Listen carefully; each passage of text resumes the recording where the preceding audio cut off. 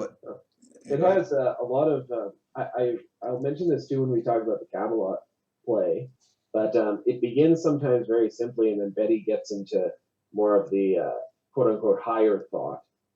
But sometimes it begins. Uh, I thought it was overcooked pork, but it wasn't.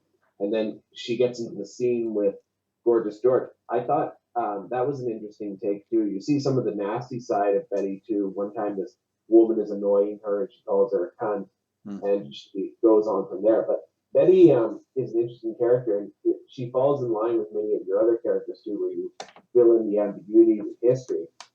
It's an interesting tack too to include the interview sections and have the Gorgeous Doors resemble more or less your plays, where you have him being interviewed. I thought too. I forget the one scene where he's speaking with someone, but did you reuse the end of Streetcar or the Billy Wilder film The Apartment when they're playing poker? No, I didn't. They are playing poker, but no. Well, I might have used. Let me think. I think they say "shut up and deal" or something. What page is it? Do you know the page? I can find it here quickly while you answer my question about. Off the top, I think I might have quoted from a play or something. Maybe I had a quote from one of the plays, but I didn't specifically. I don't think use it. I'd have to look at it. It's been now what, about a month and a half, almost 2 months since I finished the book, so I don't remember. And that's one of the things I actually like is forgetting some of the things in some of the works, because it allows me to come back and fresh. And I think I mentioned this before. One of the key elements that a lot of writers don't practice enough of is learning how to forget. And what I mean by that is I've talked about in the past when I've made mistakes, errors in my chronologies, and like I had killed off supposedly Bid von Rheingold at the end of Bit of Golem, and then I brought him back in the Norwegian and the family, and but was he really killed? And you can get away with this kind of stuff by having different narrators. Big Frank will claim something about this. Another character, Manny Cole, will claim this about that. And who is telling the truth? What is real? We don't know, because they're all fiction. So why can't fictions sometimes contradict one another? But anyway, do you have the page?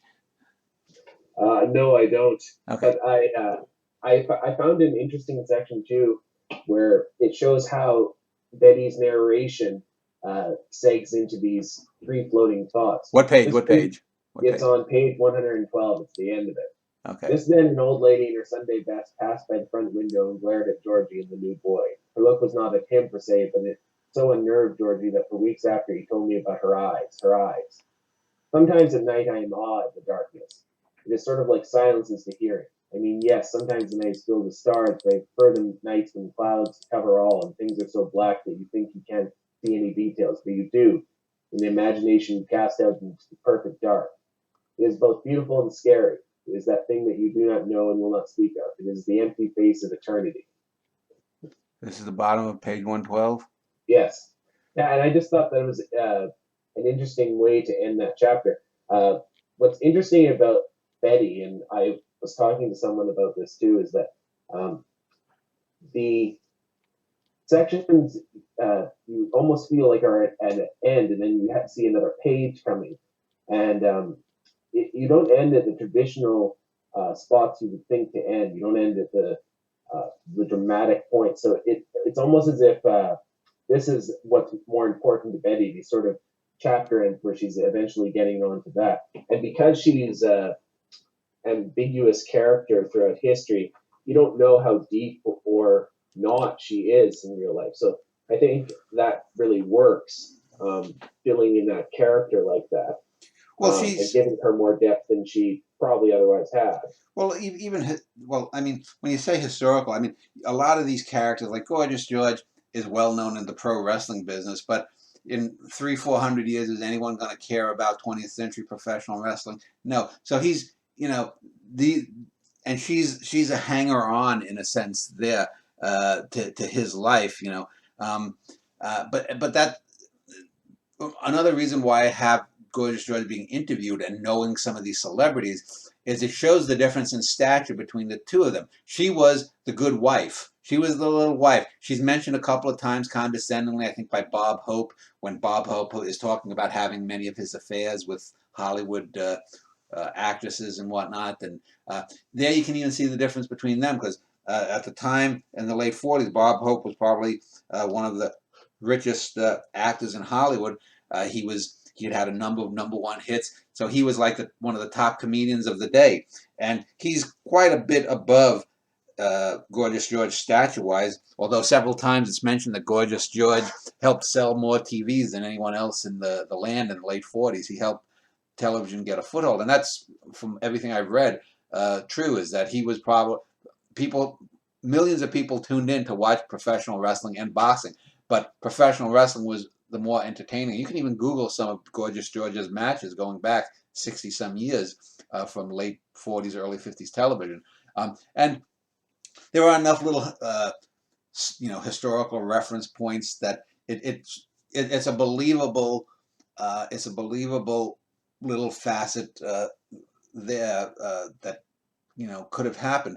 And it's now I think it's also interesting too, because by having the two various ways of telling the story, having the more famous character being told what you might say slightly more documentary style, in that there's a little bit more objective. It's an objective narrator, or a seemingly objective narrator, telling his story, and then having people interview him and asking him sometimes fairly rote questions, and then having more of the freedom to sort of fill in the blanks with Betty. Betty fills in some of the blanks, and we see the way they look at each other.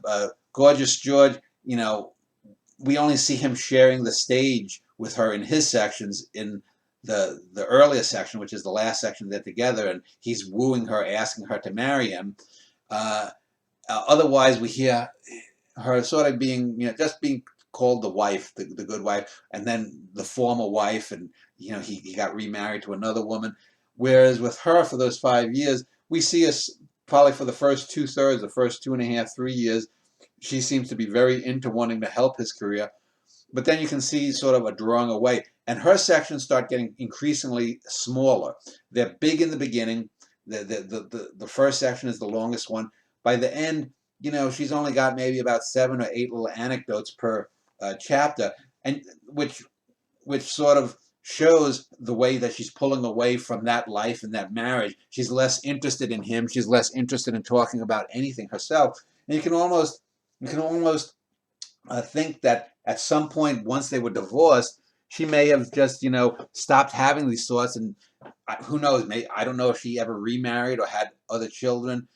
We know that they couldn't have kids, and we know that they adopted a couple of kids and this and that. But we don't really get much about them beyond their marriage. We see they're two individuals who are married, but we don't get much of an interaction in either of the sections that say, oh, yeah, I mean, there might be 2 or 3 little sections where they're walking together and having a talk, and Betty's saying something. But usually George is sleeping, or he's playing cards with Jake, and Betty is more focused on what's around her, driving through the desert, driving up to Seattle, driving down to Texas, or wherever it might be, and the things that she observes. And this is, I think, the way that most people are. I think that most people, especially if they're not in the most loving marriages, and it obviously it ended in divorce, so it wasn't a good marriage overall.